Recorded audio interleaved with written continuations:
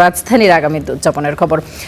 শুভ সকাল আপনাকে। রাজধানীতে আগামী ঈদ উদযাপনের খবর আমি এর আগে শুনিনি, বিস্তারিত আপনার কাছ থেকেই জানতে চাই। আমি কিছুক্ষণ আগে ঈদের দ্বিতীয় জামাত এখানে শেষ হলো আজকে, এবং এখানে প্রান্তপথে সামারাই কনভেনশন হলে প্রায় 20 বছর ধরে মুসলিম উম্মা নামে একটি সংগঠনের আয়োজনে এই আয়োজন হয়ে আসছে।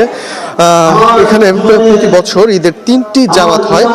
মূলত ওআইসি মুক্ত যে সকল দেশ রয়েছে এবং বিশেষ করে সৌদি আরব এবং অন্যান্য আরব দেশগুলোতে একই দিনে আসলে ঈদ উদযাপিত হয়, এবং সেই বিষয়টি আসলে তারা অনুসরণ করেন, এবং তাদের আসলে মূলত যেটি ব্যাখ্যা সেটি হচ্ছে যে বিজ্ঞানসম্মতভাবেই আসলে তারা এটি করে থাকেন। বিশেষ করে জ্যোতির্বিজ্ঞান এবং আধুনিক প্রযুক্তির ব্যবহারের মাধ্যমে এই যে চাঁদ দেখা যায় সেটি আসলে বিশ্বের একটি দেশে দেখা গেলে সেটি কেন সারা বিশ্বে উদযাপন করা যাবে না, সেটি আসলে তাদের যুক্তি। তো সেই অনুযায়ী আসলে তারা এক এবং অভিন্ন দিনে আসলে ঈদ উদযাপনের পক্ষে আসলে তারা কথা বলেন, এবং আমরা দেখেছি এখানে আসলে নানা শ্রেণী পেশা এবং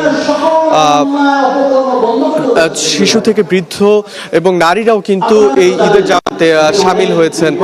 এবং এখানে 3টি জামাত হয়। সকাল 7টায় একটি জামাত হয়েছে, কিছুক্ষণ আগে 8:15 একটি জামাত হয়েছে, এবং 9টার দিকে আরও একটি জামাত হবে।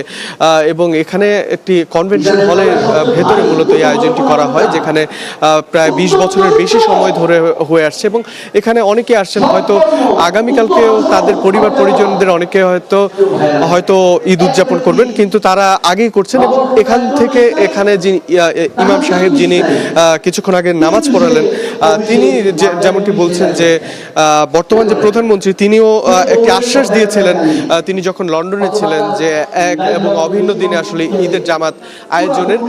তো সেই দাবিটি তারা তুলছেন। এই বিষয়টি পর্যালোচনা করে বিশ্বের অন্যান্য মুসলিম দেশগুলোর সঙ্গে একই দিনে আগামীবার থেকে আসলে ঈদ উদযাপন করা যায় কিনা এই বিষয়টি আসলে সরকারকে ভেবে দেখার আহ্বান জানিয়েছেন তারা।